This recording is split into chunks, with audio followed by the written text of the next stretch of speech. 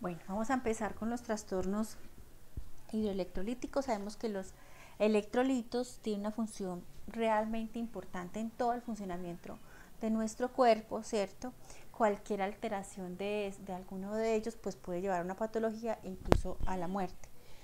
Ahorita vamos a hablar sobre el trastorno de los más frecuentes que se pueden dar intrahospitalariamente, que pueden ser la hiponatremia, al igual que la hipocalemia, ¿cierto?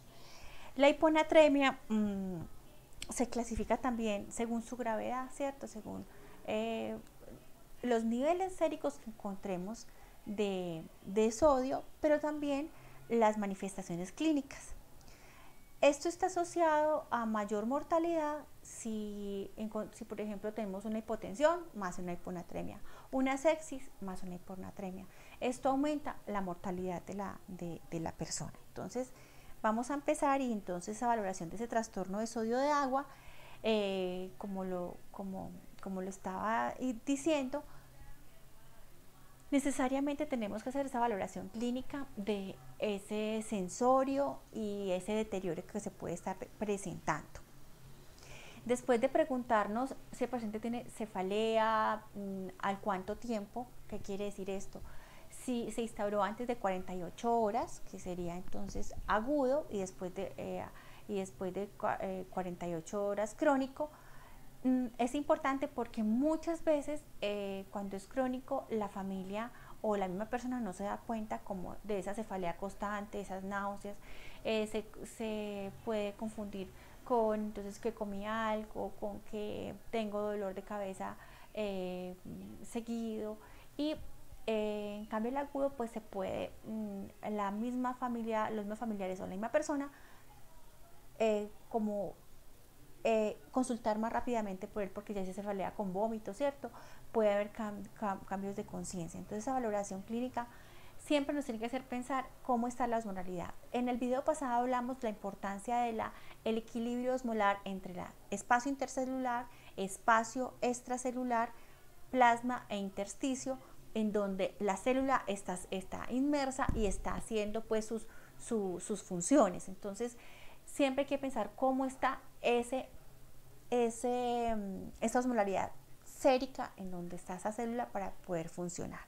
Y luego, pues también la evaluación renal, porque puede ser de origen renal, ¿cierto? Por tratamientos instaurados como las tiacidas, ¿cierto? Eh, entonces, esto hace que también diuréticos que no haya un buen control, entonces, o también haya una enfermedad renal de base, también hay que pensar. Entonces, estas tres cosas es como lo que vamos a ver. Entonces, como les decía, la hiponatremia es un bajo nivel de sodio a nivel sérico. Entonces, el sodio normal sabemos que es de 135 a 145 mil equivalentes litros a nivel sérico y se considera menor por debajo de 135 mil equivalentes. Hablamos de una hiponatremia leve de 130 a 134 y una hiponatremia moderada entre 125 y 129 mil equivalentes. Hablamos de la grave menor de 125 mil equivalentes, pero es importante considerar, por ejemplo, los signos y síntomas en que, por ejemplo, si tenemos pacientes que están convulsionando o pacientes con alteración del estado de conciencia, con que el Glasgow se nos está disminuyendo el Glasgow, a estos pacientes pues se considera que hay que ponerles, entonces hay que hacer una corrección en bolo.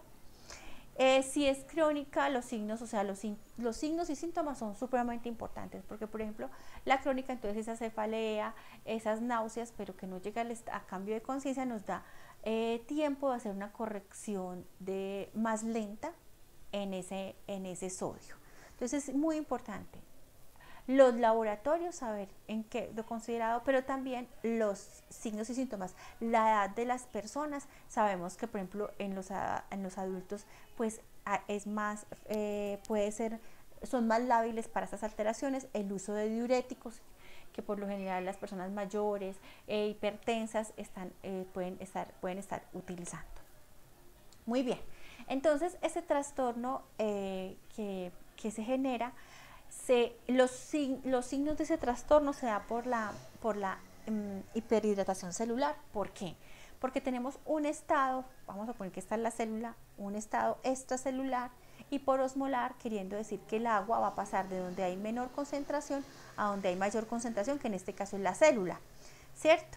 Entonces eso hace que haya un estado, una alteración en el estado de la conciencia, por ejemplo, si es a nivel cerebral, un estado de la conciencia, entonces eso hace que esa manifestación nos hagamos la pregunta de cómo están los electrolitos plasmáticos.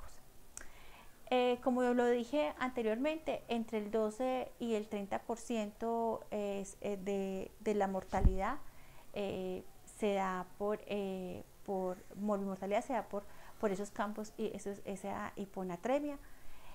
Entonces es una patología o no patología, es un cambio muy, muy frecuente intrahospitalariamente. Las manifestaciones entonces clínicas que podemos encontrar desde manifestaciones muy leves hasta manifestaciones totalmente graves como la convulsión y el coma, Entonces, como les decía, la velocidad de instauración es importante. Saber si está en crónico o saber si es agudo es importante. Muchas veces pues la familia no son un buen referente o el mismo paciente no nos dice muy bien desde cuándo presenta la cefalea, ¿cierto? Entonces, pero este punto es importante para mirar si instauramos en polo o instauramos en nota tiempo para corrección. Pero lo más importante son los signos y síntomas. Si hay deterioro, pues hay que apresurarnos un poquitico más a esta corrección. Entonces, ¿qué pasa? Cuando hay una causa que esté generando una hiponatremia o una pérdida de sodio por alguna parte, ya sea renal o extrarrenal, por vómitos, cualquier causa, entonces inicialmente hay una adaptación en la célula, presenta una salida de potasio y cloro y de aminoácidos para intentar compensar la osmolaridad extracelular. Entonces eso se llama una adaptación, esa adaptación inicialmente, pero pues si continúa la causa, entonces no es posible, entonces hay un paso de líquido del intersticio, del extracelular, a la célula. En caso que sea cerebral, pues hay un edema cerebral. Y entonces por eso se da la cefalea, la letargia, la desorientación y podemos llegar hasta convulsión y coma. La Sociedad Europea de Medicina Interna y Cuidados Intensivos en el 2007 sacó hay una guía muy interesante, pero ahí también sacó como la gravedad y los síntomas. Entonces, ¿en qué momento se nos está volviendo esto grave? Y es muy chévere porque nos damos cuenta de que cuando ya la persona presenta vómito, somnolencias, convulsiones y un cambio en cardiorrespiratorio, pues entonces son signos rápidos, son signos graves que me tienen que a mí llamar la atención y tratar de aplicar un bolus para subir por lo menos de 2 a 4 o 5 mil equivalentes inicialmente. Y podemos encontrar unos signos moderados, náusea sin vómitos importante, una confusión y dolor de cabeza. Algunas causas de hiponatremia aguda son periodos posoperatorios por la hiperhidratación que podemos estar dando, lo posoperatorio de la prostatectomía o la cirugía uterina endoscópica, pues cuando llenan mucho de líquidos, la polidipsia, personas que toman todo el tiempo agua, pueden ser o personas haciendo dieta o patologías psiquiátricas que hagan que la persona tome agua, ejercicios en esas compensaciones, tratamiento de las tiacidas como les estaba diciendo, preparación para colonoscopia y otras causas.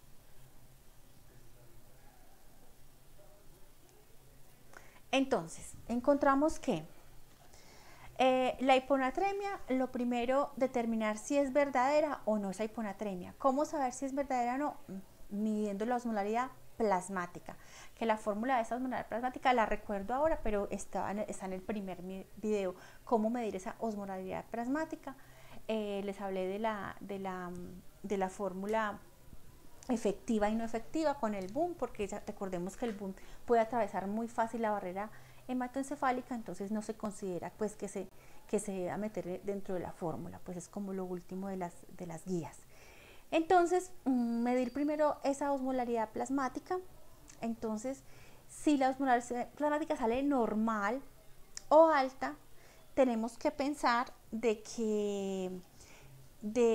excluir otras causas como por ejemplo, la hiperglicemia, eso se llama las pseudohiponatremias, las hiperglicemias, las hiperlipidemias, hiperproteinemias, ¿cierto? Que hacen ese desplazamiento y que hacen que haya esa falsa hiponatremia. Y por ejemplo, tratamientos que se les sea dando manitol, ¿cierto? Medios de contraste. Todo esto hay que sacarlo inicialmente, ¿cierto? Y hacer la corrección de esto. Por ejemplo, una hiperglicemia, si yo hago la corrección, pues puedo estar corrigiendo rápidamente esa hiponatremia falsa. Después de medir esa osmolaridad plasmática y saber que sí realmente tenemos una hiponatremia hiposmolar. Después de medir eso, se recomienda hacer una medición de la osmolaridad urinaria. Entonces, midemos la osmolaridad urinaria. En esa osmolaridad urinaria, pues pueden salir dos resultados, ¿cierto? Una osmolaridad urinaria menor a 100 miliequivalentes, ¿cierto? Me puede estar diciendo cuando es menor a 100 miliequivalentes, está por debajo, podemos estar pensando en varias cosas, ¿cierto? Entonces, la polidipsia psicogénica que les hablé anteriormente, la administración intravenosa de líquidos, ¿cierto? Hipotónicos, la toma excesiva de agua, la toma excesiva de cerveza, o las personas que están en dieta y toman todo el día pues agua, por ejemplo, ¿sí? Entonces, corregir esta causa, por ejemplo, restricción de líquidos. Ahora vemos tratamiento, pero por ejemplo, corrección de líquidos. Listo. Entonces, sí. Ahora vamos a mirar, sí, la osmolaridad plasmática está por encima de 100 miliequivalentes, ¿sí? Por encima de 100 miliequivalentes. Entonces, debemos de pensar lo siguiente. Primero, ¿cierto? Aquí tenemos, entonces, está por encima de los 100 miliequivalentes, entonces vamos a pensar, Si ahí vamos a pensar dos cosas, ¿cierto? En la volemia, pero antes de eso vamos a tomar la concentración de sodio en orina, Na, ¿cierto? El cloruro de sodio en orina. Vamos a mirar esa concentración. Ya tenemos que está por encima de 100 miliequivalentes la osmolaridad urinaria. Entonces ahora tengo que pensar, listo, ya está por encima, se toma la concentración de sodio en orina y entonces pienso, si esa concentración de sodio en orina está por debajo de los 30 miliequivalentes, entonces pienso en el volumen. Si tengo ese paciente, pienso, ese paciente con una hipervolemia, pienso en falla cardíaca, cirrosis, síndrome nefrítico o un tercer espacio, por ejemplo, que pasa mucho en UCI, ¿cierto? Que se me va para un tercer espacio. Si tengo esa persona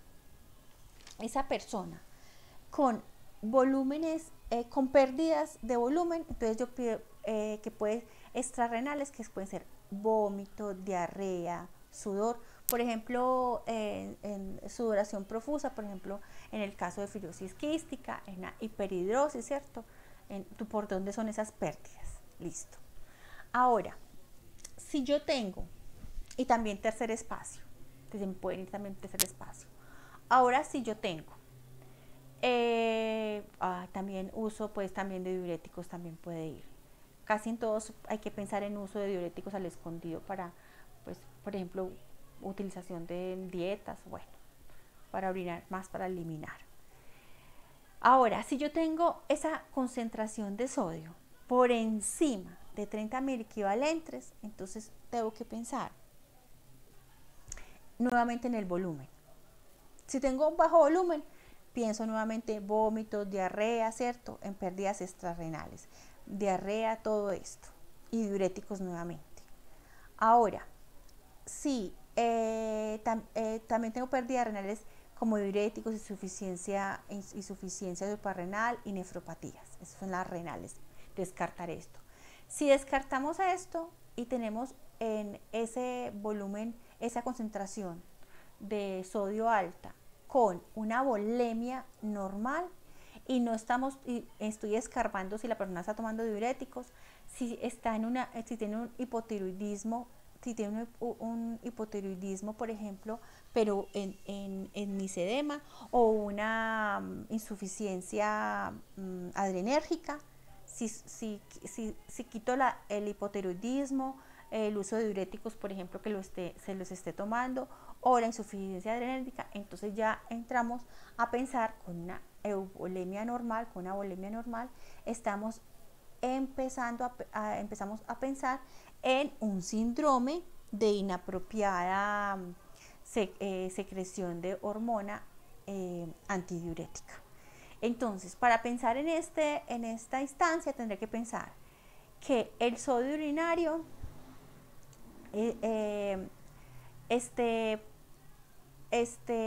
por encima de los 40 miliosmoles kilogramo, que la función tiroidea y suprarrenal sean normales, o sea, que no tengan ni problemas de la tiroides ni de las suprarrenales, descartado aquí, que no esté tomando diuréticos, ¿cierto?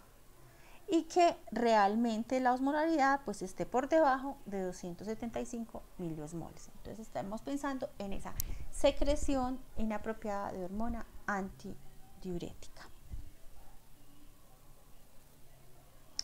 Esto es más o menos el recuento. Entonces la hiponatremia, que se considera sodio plasmático menor de 135, hay que pensar en si es verdadera o falsa. Hiponatremia hipotónica, entonces cuando ya sepamos que es hipotónica, entonces hablar de que yo tengo una osmolaridad menor a 280 miliosmoles kilogramo. Esa hay que, como les dije, en esta, si ya yo sé que la osmolaridad plasmática está disminuido, paso a medir la osmolaridad urinaria. Y cuando paso a mirar la osmolaridad urinaria, miro si, aquí como les dije, si es menor de 100.000 equivalentes o si es mayor de 100.000 equivalentes la urinaria. Entonces, aquí está la fórmula. Entonces, si es menor, entonces ya pienso en polidixia, en la toma exagerada de ingesta de líquidos, poco sodio, ¿cierto? Líquidos hipotónicos, como les dije. Y si esta osmolaridad urinaria es mayor de 100 miliosmoles kilogramo, pues entonces ya voy a pensar en, primero, voy a ir a tomar en este momento la concentración de sodio urinario. Entonces, si tengo un sodio urinario por debajo de 30.000 equivalentes, entonces pienso en la volemia. Si tengo hipovolemia, pienso en pérdidas, vómito, diarrea, tercer espacio, diurético, ¿cierto? Y si la tengo con hipervolemia, pues empiezo en cirrosis, insuficiencia cardíaca, por ejemplo. Ahora, si esa concentración de sodio es mayor a 30.000 equivalentes, entonces yo pienso, mira que todos tienen uso de diuréticos, hay que indagar, usa diuréticos. Muchas veces nosotros como enfermeros preguntamos, o los médicos preguntan como diuréticos como tal, y las personas no saben contestar. La idea es preguntar qué medicamentos, con todos los nombres, que nos digan todos los nombres que estén tomando, porque muchas veces pues no saben que es un diurético. Y pensar, es diurético y tiene una enfermedad renal, por eso en la valoración, osmolaridad, y mirar si la persona está cursando por una enfermedad renal o tiene una enfermedad renal de base. Entonces ahí pienso en hipovolemia, lo mismo, pérdidas, ¿cierto? síndrome de pérdida de síndrome de cerebro perdedor de sal, ¿cierto? Insuficiencia renal primaria, bueno. Y si está eubolémico, pues estamos pensando en un síndrome de inapropiado de secreción de hormona antidiurética o un hipotiroidismo, pues ya como en misedema, ¿cierto? Y un déficit de las adrenérgicas o corticoides. Muy bien. Entonces, para saber si estamos cursando con esta entidad, tenemos que mirar unos criterios esenciales. Primero, que la osmolaridad sérica eficaz, acuérdense que la eficaz yo les enseñé en la primera fórmula, sin entrar el boom, sobre 2.8. Entonces, la osmolaridad sérica sea menor que realmente sea una osmolaridad sérica a 2.75. Ahí tenemos una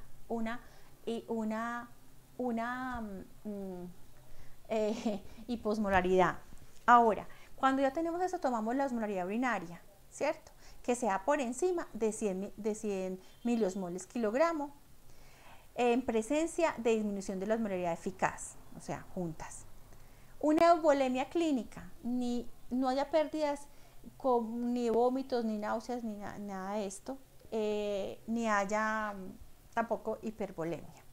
Ausencia de insuficiencia adrenal, tiroidea, pituitaria o renal. Entonces descartar todos estos en esa historia. Y obviamente siempre digo el uso de los diuréticos, un sodio urinario por encima de 40 miliosmoles. Y hay otros criterios que hablan de ácido úrico, urea sérica, que también se pueden tomar. Y importante que no se corrija la hiponatremia después de hacer una infusión con solución salina al 0,9%. Habría que pensar en este síndrome. Muy bien. Entonces, las diferencias de este síndrome y la pérdida el cerebro perdedor de sal de origen cerebral. Entonces aquí están las dos. En ambas encontramos que pueden haber concentraciones de urea en suero normal a baja, y en cambio en la de pérdida de sal pues pueden estar más altas. Ambos concentración de ácido úrico bajo. En la diuresis es normal a baja. En cambio en los cerebros perdedores de sal pues tenemos una diuresis alta. Concentración de sodio en orina. La presión arterial, ¿cierto? Con hipotensión ortostática, y la presión venosa puede estar baja. Entonces, como la diferencia. Causas del síndrome de secreción inadecuada de la hormona antidiurética. Entonces, pensar todo lo que pueda producir alteraciones en el pulmón, como cáncer en el pulmón. Entonces muchas veces van a pedir rayos X de tórax para mirar si hay alguna alteración. Una neumonía puede también causarla. Todos los carcinomas, ante todo el pulmonar, páncreas, duodeno, algunos medicamentos, algunos fármacos también lo pueden hacer. Ya hablamos pues de las neoplasias, las neumonías, los emfiemas, la tuberculosis, el asma, fibrosis, todo lo que sea en pulmón, tanto neoplasias como no, lo puede producir. Entonces, pues hacer esta indagación. Son muchísimas las causas, desde medicamentos, ¿cierto?, hasta enfermedades que pueden generar este síndrome. Entonces aquí están pues como los parámetros diferenciadores para el síndrome. Aquí los vemos rápidamente, que es lo que les he dicho. Y entonces vamos a mirar que el tratamiento, ¿cierto? Entonces, dentro de la hiponatremia, vamos a hablar de la hipoosmolar. Hay que mirar el grado de severidad, como ya lo hemos hablado, la velocidad de instauración, la volemia y la osmolaridad, y si hay alteraciones renales. Entonces, el repaso del primer video. Entonces, ¿cómo se toma la osmolaridad? Recuerde que la eficaz, vamos a omitir el boom, es como la nueva tendencia. por la capacidad que tiene ese nitrógeno hidráulico pasar la membrana a estar dentro de el intracelular, ¿cierto? Entonces no nos daría eficazmente qué es lo que vamos a tratar en la parte plasmática. El agua, acuérdense que dijimos que el 60% de hombres, 55% mujeres, que la obesidad de los ancianos le tenemos que restar un 5%, eso fue el primer video. Entonces, para recordar las soluciones salinas al 3%, ustedes las conocen, pues muchas de sus clínicas pues ya vendrá preparada, pero si no, pues son 9 ampollas de cloruro de sodio, que cada ampolla viene por 20 miliequivalentes, 2 miliequivalentes por centímetro, en 410 de solución salina. Ahí les dejo un video para esa preparación en la plataforma. Importante, entonces vamos a empezar a hablar de que nos llega con la meta por lo menos es de 4 a 5 miliequivalentes en las primeras 24 horas, por lo menos.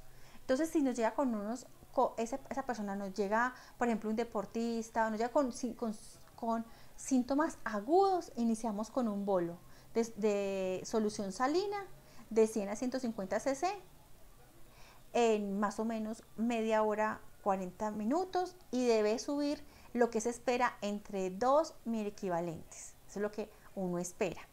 La meta por lo menos es de 4 a 5 en las primeras 24 horas. No debemos pasarnos, hay una literatura que dice que entre 12 miliequivalentes en las primeras 24 horas, pero la corrección pues más segura está entre 8 y 10 miliequivalentes en las primeras 24 horas. Entonces, pues por lo menos esto, pero no pasarnos de, alguna literatura dice de 12, pero como lo más seguro es entre 8 y 10 miliequivalentes, depende como de las guías. Entonces, con hiponatremia hipotónica, hipovolémica o normovolémica, entonces hacer la corrección de sodio en el rango de seguridad 5 miliequivalentes o llegar a 130, que es una como estándar, estándar no sería la palabra, sería como un sitio seguro, 130 miliequivalentes en la medición plasmática. Recuerden que lo tenemos que hacer en la primera media hora. Luego, cuando usted o ponga este bolo si es bolo o empiece la corrección y lleguemos a 5 miliequivalentes inicialmente, o subamos 5 miliequivalentes, por ejemplo, o sea, en 125, entonces subimos a 130, o en 120, subimos a 125, supamos esos 5 miliequivalentes o lleguemos a 130, buscar las causas, ¿cierto? En la normovolémica, no en la hipovolémica, obviamente no, en la normovolémica, pues hacer restricción de líquidos de 1000 cc, con todo y todo, desde el desayuno pues hasta la cena, con todo lo que se le debe contar, hacer una restricción de líquidos. Entonces tenemos en la normovolémica. Entonces tenemos, si es agudo, iniciamos con el bolo de solución salina al 3%, y se toma pues los signos y empezamos la corrección, que ya les voy a decir la fórmula de la corrección. En la hiponatremia hipervolémica, entonces restricción de líquidos y corrección de la causa, ¿cierto? Primero restringimos líquidos. Y en la hiponatremia hipertónica, que es la pseudo hiponatremia, la hiponatremia falsa, como les dije, pues corregir la causa, por ejemplo, la glicemia o la hiperglicemia, ¿cierto? La hiperglicemia que tenga ese paciente diabético. Ojo, en la corrección, como lo que vamos a ver ahora, debe ser lenta, porque podemos pasar a una mielinosis póntica, que ya les voy a contar de qué se trata. La meta es que en las primeras 24 horas haya una corrección entre 8 y 10 miliequivalentes litros en las primeras 24 horas, no más. Cuando hablábamos de esa desmilización osmótica, en realidad, póntica osmótica, entonces es por ese aumento rápido del sodio sérico. ¿Qué pasa? Que como se está aumentando rápidamente, el líquido sale rápidamente, igual que los electrolitos pasan, entonces esos electrolitos, esa velocidad pueden generar un daño y haya una desmineralización en los axones neuronales, ¿cierto? Entonces la idea en todo ese recorrido es que por esto y qué signos y síntomas podemos encontrar. Yo tenía el paciente que medio estaba hablando, un poco confuso, pero empezó a entrar en coma y empezó a entrar en coma, empezó a convulsionar. Entonces estoy pensando en esa desmineralización osmótica, que la idea es justamente pasarlo rápido, esa corrección rápida, lo que cuando yo hablé inicialmente por aquí, a ver. En esa adaptación que se ha dado lentamente, si yo lo hago abruptamente, entonces si yo corrijo abruptamente, esto es lo que va a hacer que haya esa desmineralización osmótica o póntica. A ver, aquí, muy bien. Entonces la idea justamente es mucho cuidado con la velocidad, o sea, no es lo que se ha instaurado crónicamente, no se puede sacar de una. Por eso es tan importante saber cómo ha sido esa sintomatología. Recuerden que la parte aguda la hacemos en bolo. Inicialmente, la idea es que suba a 2 mil-equivalentes, sobre todo esa parte aguda cuando se instauró rápidamente y tiene signos graves. Cuando no tiene signos, si tiene signos moderados, entonces estoy pensando en una corrección, y esa corrección tiene que ser lenta, que me llegue en 24 horas, poder hacer una corrección entre 8 y 10 mil equivalentes. Cuando es aguda con signos, recuerde que no es solamente el dato de la osmolaridad. Recuerde que también es importante mirar el estado clínico y deterioro del paciente. Hay factores de riesgo, entonces el paciente que usted sabe que es alcohólico, que usted rápidamente lo categoriza como caquéxico desnutrido, saber que hacer una corrección rápida puede llevar a esta complicación. La idea es no complicar, la idea es tratar esa hiponatremia, pero saber que si es agudo con signos muy graves, pues ponemos un bolo y miramos que suba más o menos 2 mil equivalentes y hacemos una corrección más lenta, y si es crónica, pues hacemos la corrección lenta en 24 horas. Entonces, infusión lenta para corrección. La corrección, ¿cómo la vamos a hacer? El sodio en infusión, entonces aquí les recuerdo las concentraciones, la concentración del sodio en infusión. Entonces, la concentración de cuánto sodio le tengo que colocar al 0.9, o lactato Ringer, o idealmente pues la solución hipertónica. Entonces la concentración de sodio de una solución hipertónica, le recuerdo, es 513, entonces sería 513 menos la del paciente, la concentración de sodio del paciente sobre el volumen total de agua, que fue una fórmula que les di en el primer video, más 1. Y esto es la fórmula de Adroguemidase. Entonces, esta fórmula, que todos la conocen, que nos las dieron también en pregrado, la Adroguemidase, entonces nos ayuda a hacer una corrección lenta de esa infusión. Entonces aquí vengo con el ejemplo. Entonces yo tengo una señora de 75 años, ya pensamos que 75 años, mujer 55, sí, que llegó conversando, pero con mucha cefalea, con náuseas, ¿cierto? Entonces ya veo que nos cuenta que hace unos días ha presentado la cefalea, ¿cierto? Entonces sabemos que sin alteraciones pues marcadas del sensorio, una mujer hipertensa que puede estar tomando diuréticos, depende pues como el anamnesis que le hagamos. Entonces miramos el sodio sérico y está en 106 mil equivalentes litro. Entonces, mujer anciana, como les decía, mirar la fórmula del agua, entonces pesa 70 kilogramos. Acuerda que la fórmula de mujer es 55, si es anciana menos 5, entonces será de 50, o sea que la fórmula en agua, la cantidad de agua sería 35 más 1, que es la fórmula que la fórmula que nos habla. Entonces sería 513, que es la concentración de sodio de la solución hipertónica que yo le pienso dar, a que voy a infundir, menos los 106 del sodio sérico de la mujer. Eso me daría 407 sobre los 35, que es el 50% del peso más 1, 36, esto nos daría 11. Entonces, necesitamos en 24 horas pasar 10.000 equivalentes. Recuerde que yo les dije a ustedes que la idea